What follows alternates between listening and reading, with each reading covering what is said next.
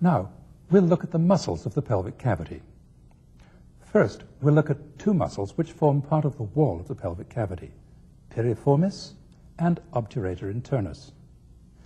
Then, we'll look at the complex sheet of muscles, collectively called the pelvic diaphragm, which form the floor of the pelvic cavity. We'll look at these structures first in a male specimen. Piriformis and obturator internus are both hip rotator muscles, which arise within the pelvis and pass outward through the sciatic foramina. Here's piriformis.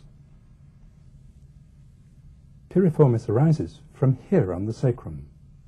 It passes laterally and leaves the pelvis through the greater sciatic foramen. We'll see where it goes in a minute. Next, we'll add obturator internus to the picture.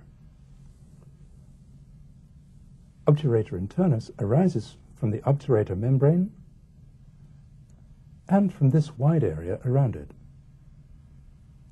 Obturator internus leaves the pelvis through the lesser sciatic foramen.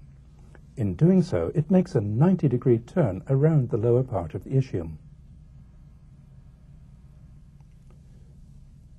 Piriformis and obturator internus pass laterally to insert on the greater trochanter of the femur. Their actions as lateral hip rotators are shown in Volume 2 of this atlas. In this section, we're concerned to understand these two muscles simply as parts of the wall of the pelvic cavity.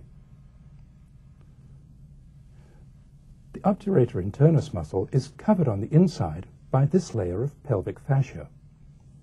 There's an important line of thickening in the fascia called the tendinous arch.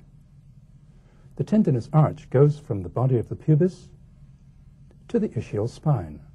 We'll see why the tendinous arch is important in a moment.